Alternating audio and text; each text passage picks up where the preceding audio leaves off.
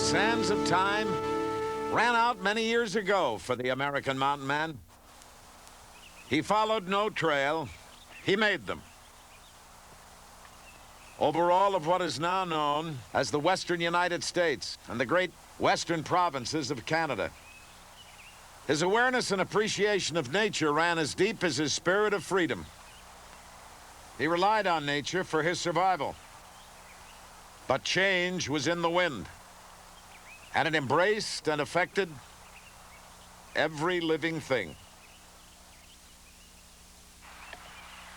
We're going to take you through a day in the life of a mountain man, adventurer to the far side of the hill, and his struggle to survive in the face of change.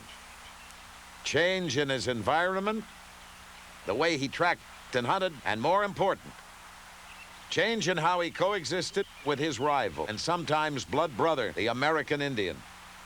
They both had a proud tradition that didn't recognize our modern-day boundaries. It was a heritage that was born and cultivated and passed on from generation to generation right here on the frontier. It's important for us to understand that heritage. It's our wisest teacher. It's essential to our future as a nation because it's the essence and heart of our American spirit. And this story is dedicated to that spirit.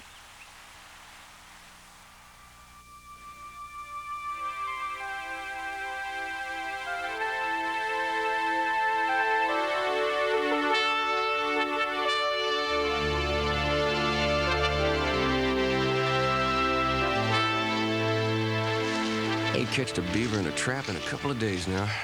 Don't expect I'll find any on this day. Them Hudson Bay boys ain't no better than hired hands. Yeah, pick these parts clean. Ain't a respectable catch of beaver furs and peltries. Nary a flat-tailed hide to be trapped in these parts for some time now. Mighty slim pickings. Ain't much in the way of possibles for a man set on fetching hides.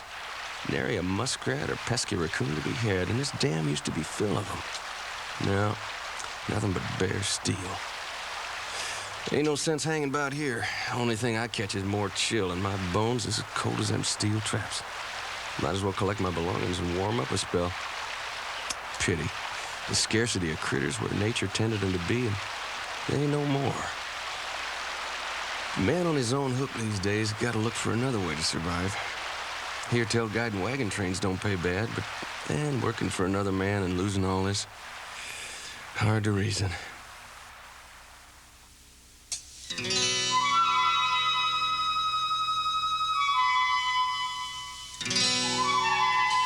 He'd tell a time when flat-tail hides stretched and dried here in good number, and smoke from a warm fire was pleasing the air.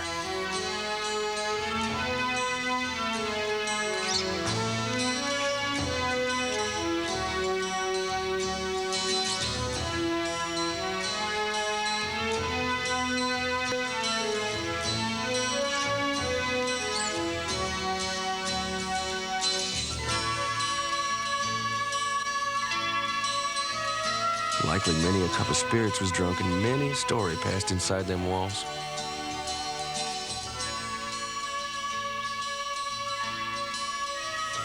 Time to move on.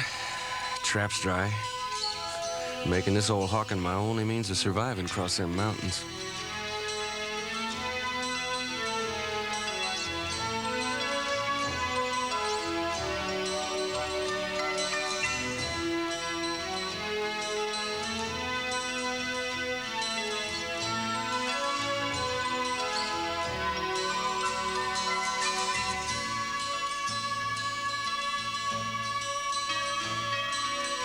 Ain't been much of a burden on your back in some time. Ephraim's a figuring on trading you to Henry's Fork for something useful. Ain't much to show from her work. Ain't no use for this here pack tree neither. Gotta trade this with you. Figured to just taking a hunting and wandering.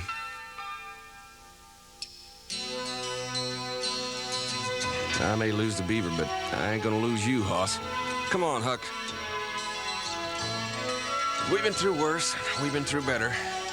We're a warmer time in these here hills when tracking and hunting were a whole lot easier, and the deer running in good numbers. Yeah, I recall summer in here 2 summers back. wandering in the hardwoods and seeing a deer that was moving. And watching them feed and lay about. Seeing the younger bucks snipping at the leaves. Does with their young'uns following them. Pleasing to watch nature's new beginning. Easier sign seeing the nip service berry where they've been feeding. Sneaking in close and then discovering their hiding spots. Yeah. Easier hunting and time to thank the Lord for his bounty. My freedom.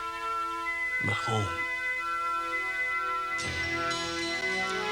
Ah, the chill and blast of winter winds test a man's soul.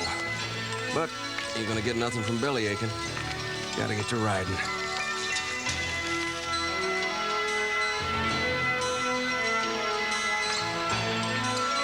Easy, Reb. You too, Huck.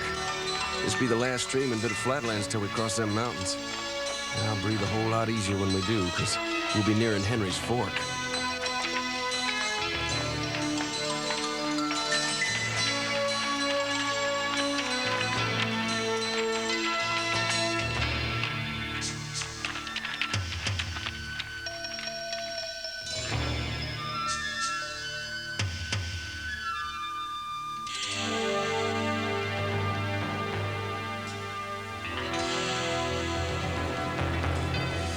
Picking our way down's almost as tough as a climb up, Rebel.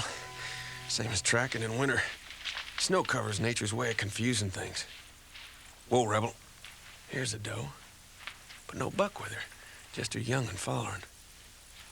Still a fair piece to go to Henry's Fork and some card playing and hoopling, providing the weather's gentle and I can hunt me some meat. If and I don't, some critter'll be picking at my bones. Hey, Rebel. There's another deer moving. Looks to be another doe. But we may be getting closer to some buck. Better tie you up here and take a closer look. Well, looky here.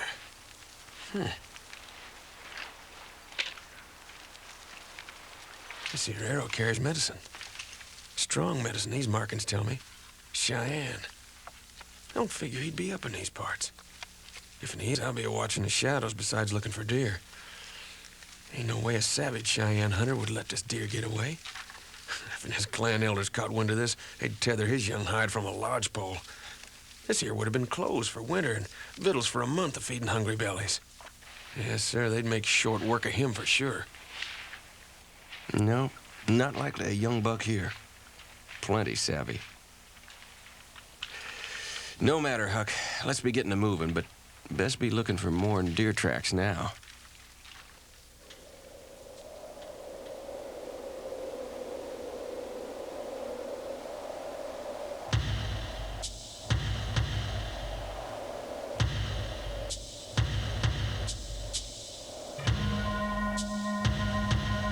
Cheyenne, meaning those that belong here, and they did. A proud tribe of hunters who were once leaders of several Plains Indian nations. But the winds of change were blowing harshly against their faces. The buffalo herds were gone. Range wars against white men and Indian devastated their numbers.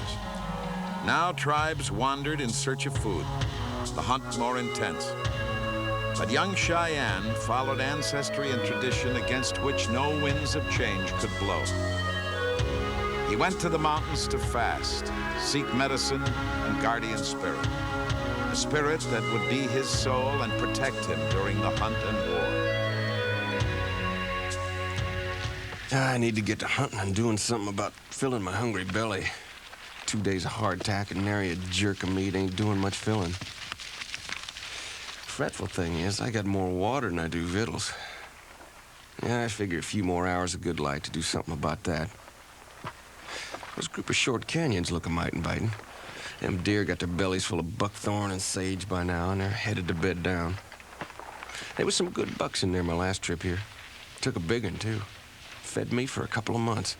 Besides trading for enough black powder and balls to last 9.5 years for his hide and some flat-tail pelts I had. Even had a few bits left for some good sipping whiskey. Not that watered-down lamp oil they import from the States. This time around, won't squander it gambling at the rendezvous with the boys. No, nowadays men's got to survive and take any means to do so.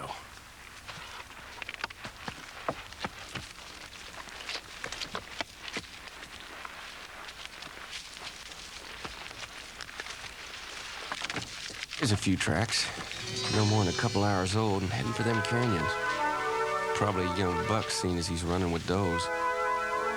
Tracks is leading below to the sage, and that's a fair piece to go yet. It'll be good to get out of the snow. Fierce pride, a keen sense of survival, a guardian spirit, an expert at the hunt from buffalo to deer. This was the tradition and heritage of the Indian. His ancestors taught him to rely on senses, sight, sound, and smell. For that is what his prey used to elude him and rob him of food and clothes. But there was something else, something that separated equally good hunters, something the mountain man had very little knowledge of.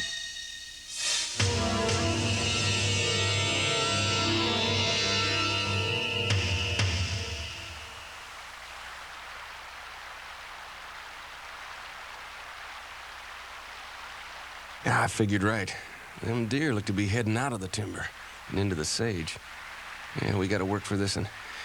Easy does it, Reb. Don't want to bust your leg. But it'll be worth it if I'm gonna follow these tracks real careful like from here on.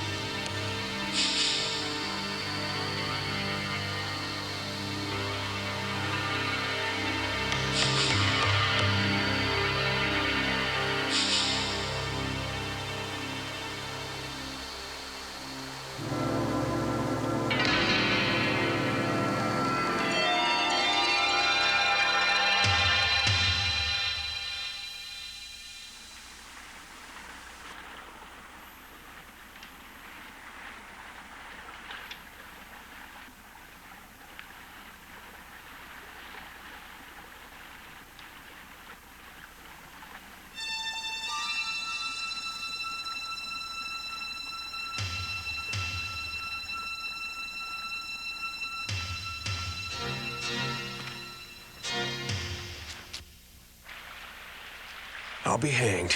Northern Cheyenne. Raven Soldier Clan. Ain't no mistaking that black paint and them white hands on his horse telling me he's lifted 3 white scalps in hand fighting. What in the name of Jonah is that Injun doing in these parts this time of year? I figure them Cheyennes to be nearly to the headwaters of the Arkansas, following what's left of the buffalo herds with them Arapaho. He's a fierce tribe, fighting and killing for too many years now.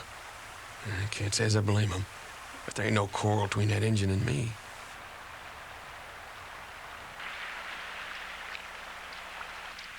Since they got slaughtered at Sand Creek, they've been a fighting, and they got powerful medicine in their chief Dull Knife. No possibles I can figure to put that lone Cheyenne in these parts, except to fill his belly. Ain't but one set of respectable deer tracks, making mighty slim pickings for both of them.